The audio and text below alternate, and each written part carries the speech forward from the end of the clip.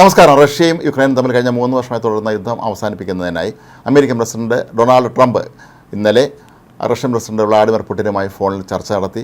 ഏതാണ്ട് 2 മണിക്കൂറോളം ചർച്ച നീണ്ടു നിന്നു. ഉടൻ തന്നെ വെടിനിർത്തൽ സംബന്ധിച്ച ചർച്ചകൾ ആരംഭിക്കും എന്നാണ് അതിനുശേഷം ഡൊണാൾഡ് ട്രംപ് മാധ്യമങ്ങളെ അറിയിച്ചിരിക്കുന്നത്. ചർച്ചകൾ വളരെ ഫലപ്രദമായിരുന്നുവെന്നും 2 മണിക്കൂറോളം എല്ലാ കാര്യങ്ങളും തങ്ങൾക്ക് തുറന്ന് സംസാരിക്കാൻ കഴിഞ്ഞുവെന്നൊക്കെയാണ് ഇപ്പോൾ ട്രംപ് വെളിപ്പെടുത്തിയിരിക്കുന്നത്. ചർച്ചകളിൽ പുടിനും പൂർണ്ണ തൃപ്തി രേഖപ്പെടുത്തി എന്നാണ് മനസ്സിലാക്കാൻ കഴിയുന്നത്. യുക്രൈൻ പ്രസിഡന്റ് വ്ളാഡിമിർ സെലൻസ്കിയും ഈ സംഭാഷണത്തെ പൂർണ്ണമായും അനുകൂലിച്ചിട്ടുണ്ട്.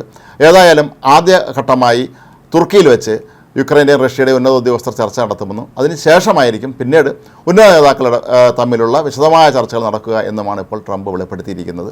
കഴിഞ്ഞ ഞായറാഴ്ച പുതിയ മാർപ്പാപ്പ ലയോ 14 സ്ഥാനമേൽക്കുന്ന ചടങ്ങിൽ പങ്കെടുക്കുന്നതിനായി സെലൻസ്കി വത്തിക്കാനിലെത്തിയിരുന്നു. അവിടെ ഉണ്ടായിരുന്ന അമേരിക്കൻ വൈസ് പ്രസിഡന്റ് JD വാൻസുമായി അദ്ദേഹം വളരെ വിശദമായി തന്നെ ചർച്ചകൾ നടത്തുകയും ചെയ്തിരുന്നു. ഏതായാലും എല്ലാവരും ഈ ചർച്ചകളിൽ ഇപ്പോൾ സന്തുഷ്ടരാണ് എന്നുള്ളത് കൊണ്ട് തന്നെ വലിയ താമസമില്ലാതെ വെടിനിർത്തൽ കരാർ ഉണ്ടാകും എന്നാണ് പറയപ്പെടുന്നത്. പക്ഷേ ഇപ്പോഴും അവിടെ വരുന്നൊരു ചോദ്യമുണ്ട്, പുടിൻ ഇതിന് പൂർണ്ണമായും വഴങ്ങുമോ എന്നുള്ളത്.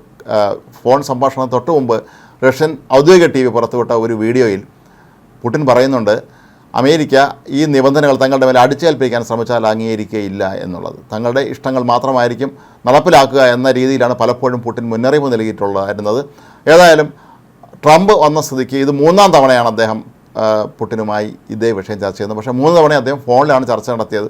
ആദ്യ ചർച്ച 1 മണിക്കൂർ നീണ്ടുവന്നു. രണ്ടാമത്തെ ചർച്ചയും 3ാമത്തെ ചർച്ചയും 2 മണിക്കൂറോളമാണ്. മാത്രമല്ല ട്രംപ് മറ്റൊരു നിർദ്ദേശവും മുന്നോട്ട് വെച്ചിട്ടുണ്ട്. ലയോ 14 മാർപ്പാപ്പയ്ക്ക് ഇതിന് ഒരു മധ്യസ്ഥത വഹിക്കാൻ കഴിയുമെന്നാണ് അദ്ദേഹം പറയുന്നത്.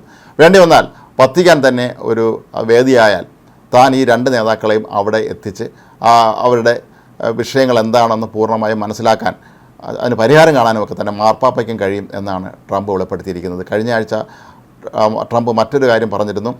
ഓരോ ആഴ്ചയിലും 5000-ലധികം സൈനികരാണ് ഇരു രാജ്യങ്ങൾക്കുമായി നഷ്ടമാകുന്നത്. അവരുടെ ജീവൻ്റെ വില വളരെ വലുതാണ്. അതുകൊണ്ട് തന്നെ എത്രയും വേഗം ഇതിൻ്റെ ഒരു സമാധാനം ഉണ്ടാകണം എന്നാണ് ട്രംപ് ആവശ്യപ്പെട്ടിരിക്കുന്നത്. പക്ഷേ റഷ്യ മുന്നോട്ട് വയ്ക്കുന്ന വ്യവസ്ഥകൾ പൂർണ്ണമായും അംഗീകരിക്കാൻ കഴിയുമോ എന്നുള്ള കാര്യം ഇപ്പോഴും സംശയമാണ്. റഷ്യ യുക്രൈനിൽ നിന്ന് പിടിച്ചെടുത്ത പല ഭൂപ്രദേശങ്ങളും വിട്ടു നൽകില്ല എന്ന നിലപാടിലാണ് ഇപ്പോഴും ഉറച്ചു നിൽക്കുന്നത്. മാത്രവുമല്ല യുക്രൈനിലുള്ള ചില ഭാഗങ്ങൾ ഇനി തങ്ങൾക്ക് വേണമെന്നും പുടിൻ ആവശ്യപ്പെട്ടിരുന്നു. നേരത്തെയൊക്കെ തന്നെ സന്ധ്യാസംഭാഷണങ്ങളിൽ പുടിൻ്റെ പിടിവാശി കാരണമാണ് വെടിനിർത്തൽ കരാർ ആകാതെ പോയത് എന്നുള്ള പരാതി ഉയർന്ന സാഹചര്യത്തിൽ കൂടിയാണ് ഇപ്പോൾ ഇത്തരത്തിലുള്ള ചർച്ച നടന്നത്.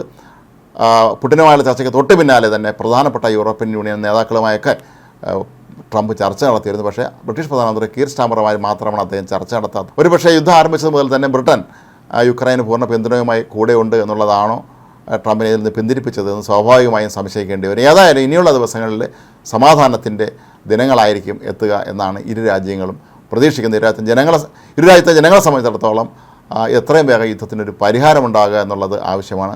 അതിന് ഒരുപക്ഷേ ട്രംപ് മാർപ്പാപ്പയുടെ സഹായം വരെ തേടിയതും അതിൻ്റെ ഏറ്റവും ഒടുവിലത്തെ തെളിവ്.